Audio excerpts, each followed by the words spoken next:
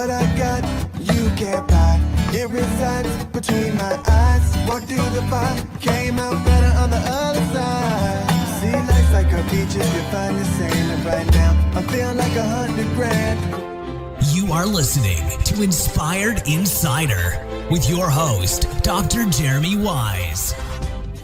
Dr. Jeremy Wise here. I am the founder and host of InspiredInsider.com, where I talk with inspirational entrepreneurs and leaders. Today is no different. And this is a special episode. I am actually interviewing founders and CEOs live at the Sweets and Snacks Show. And so check it out. We have some amazing companies featured. Check this episode out. And before I get to that, this episode is brought to you by Rise 25. At Rise 25, we help businesses give to and connect to their dream 100 relationships. How do we do that? We help you run your podcast. We are an easy button for an organization or business to launch and run your podcast. I've been podcasting for over a decade now.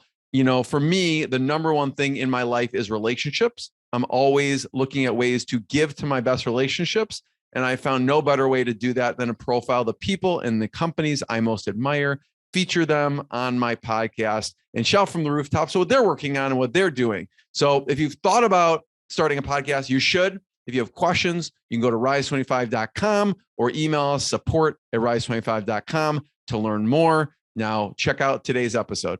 Live from the Sweet and Snack Show.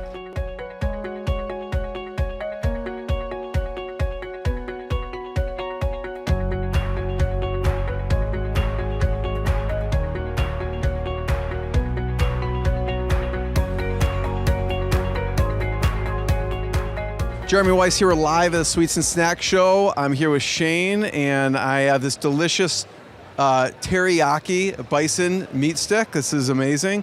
Tell people about the company and the products.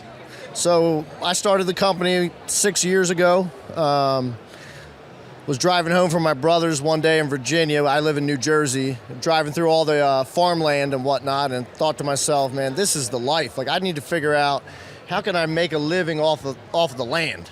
Right, so I got home, started Googling, researching farming practices and whatnot, and stumbled upon some people that were raising bison, or buffalo, they call them, and was like, man, that's awesome. I need to get into that. So with no farming experience in my family whatsoever, I decided to buy a farm and start raising bison. Wow.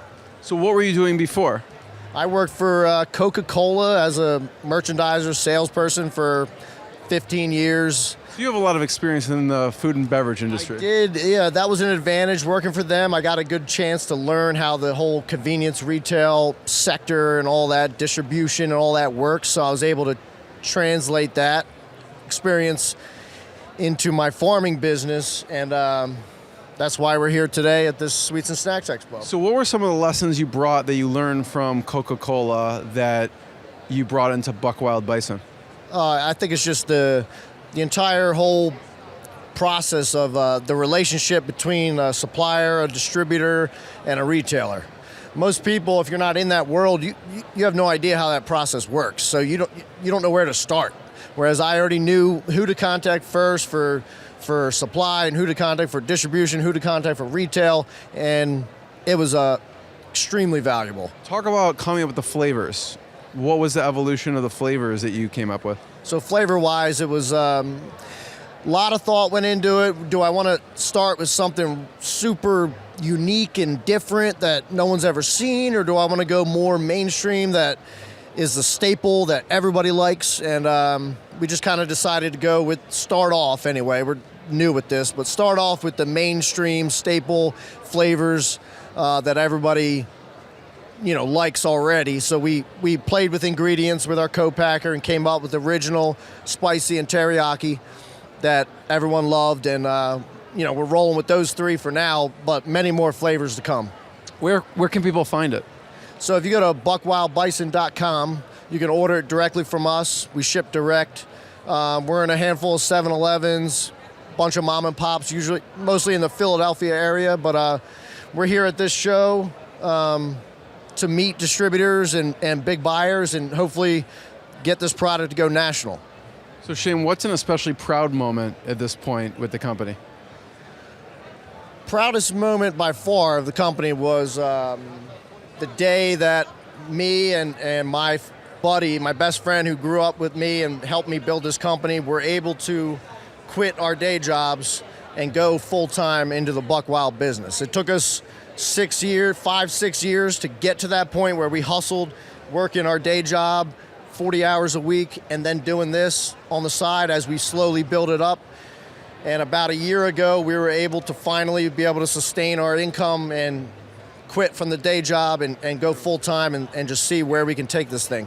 Shane, that's amazing, and I love hearing those stories. And people don't see that behind the scene, what it takes to get it. They'll see it across all the stores and all the success. But take me back to the time and what the schedule looked like in a given week when you're working your day job and then working probably 100-hour weeks. Right. So I started out building a farm. I bought a vacant lot, just a big open field with nothing on it, no electricity, nothing. And I'm working 40 hours a week for Coca-Cola, servicing grocery stores and going to meetings and whatnot. There's days where I get up at 7, I go to work, I hit 5 customers, I get their orders, then I drive down 40 minutes to the farm and pound 10 posts into the ground to get my fence started, then go back to work, finish my route, and then after that, go back to the farm, pound another 10 posts. And that's, when you don't have any money to start with, that's what you have to do. And that's why it took us so long to get to this point, because we didn't go out and get a big loan and say, hey, you can supplement our salary and we can just go full time. It was just grassroots, day in and day out, putting as much time as I can into the new business while still sustaining my family. I have a wife and 2 kids that I have to provide for. So we did it the hard way, but I would say I think I've learned so many valuable lessons doing it that way that I wouldn't change it. You do what you have to do. I love it. So tell people the website again where they should check it out. So the website, if you go to buckwildbison.com, and we sell meat, ribeyes, New York strip steaks, burgers, sausage, all that stuff, shipped on dry ice directly to your door. You can get the Bison Fuel sticks there as well. And hopefully you can pick up these Bison Fuel sticks in your local convenience store in the very near future. Thanks everyone. Jeremy Weiss here. We're live at the Sweets and Snack Show. I'm here with Michael. He's one of the founders of Shrewd Food. And Michael, tell people about the products. What kind of products do you have? So we do high protein, low carb snacks, better for you snacks and products. What was the idea behind starting the company? So really what we wanted to do was offer better for you options and alternatives for people that were looking for great tasting products that really didn't have a go-to product to really look for, with all of the, fat-laden and high-calorie products that they see every day. How did you meet your co-founder?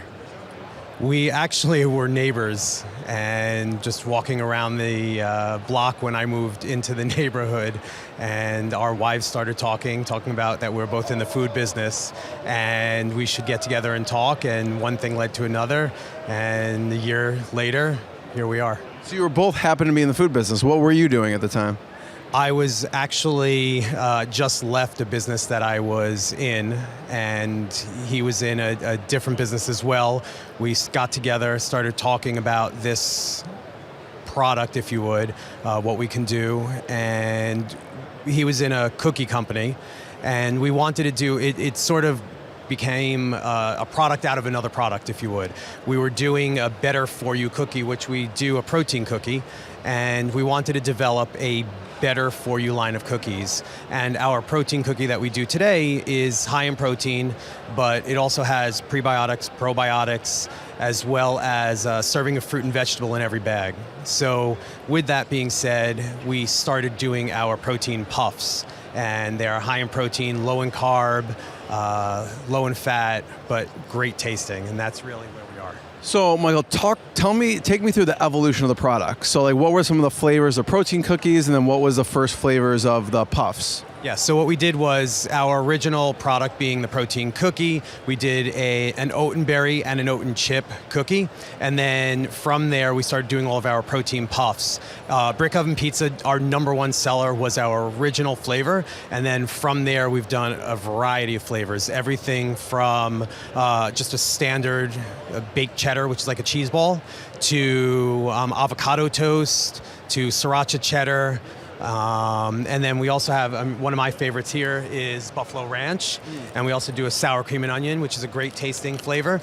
And we also do croutons, just another item. We do protein croutons, which would be a bacon ranch, and we also do a Parmesan and herb. And it's a great item because it adds protein to your salad, low carb, and high protein options. You guys are ambitious. I feel like it's hard to come up, I mean, from the flavors to the packaging. What made you branch out beyond the cookies? I could see you just keep going with the cookies and not even branching out beyond that. Well, we say it's the smartest way to snack. Really what we want to do is we want to give options to the consumer, having alternatives to everyday products and looking for items that you would want to eat at home, that you still feel good about eating, and you don't feel like you're deprived when you are eating them. So we do have a line of keto products as well. Our puffs, that milk protein base, that high protein center, we cover them with chocolate as well. And we also make something that's an alternative to like Nestle's Crunch Bar. We call it our keto crack bar. So we're just really, again, like I said, we're offering alternatives to everyday snacks. So I want to talk about challenges and proud moments. What are some of the challenges along the way? Well, COVID was not a friend to us, if you would, because we're still a young brand. I mean, we're at this point we'll be going into our 6th year. But COVID, as we were ramping up, really sort of as plateaued out. The brands that were known every day, that's what was really getting the shelf space and pulling products in at the time. And for us, we were not in that placement. So for us, we were able to sustain through e-commerce and our own site, Amazon. We did well. But after that now, we've been able to really grow and flourish, and we're doing very well, like with 7-Eleven, with Walmart, and many other retailers, H-E-B, and so forth throughout the country. What are some of the proud moments? How are you able to get into these big retailers? It seems like not an easy task. Well, shows just like this here, being at Sweets and Snacks, Expo West, our salespeople, our own efforts, and so forth. I mean, proud moments would be getting national distribution at 7-Eleven and distribution with Walmart and major retailers. I mean, that's amazing. It's amazing. So where can people find you online? Where should we point people to? Well, Amazon, I mean, we have all of our products on Amazon. We do a really nice business on Amazon. And major retailers, I mean, you can find it at Walmart throughout the country, 7-Eleven nationally, and retailers.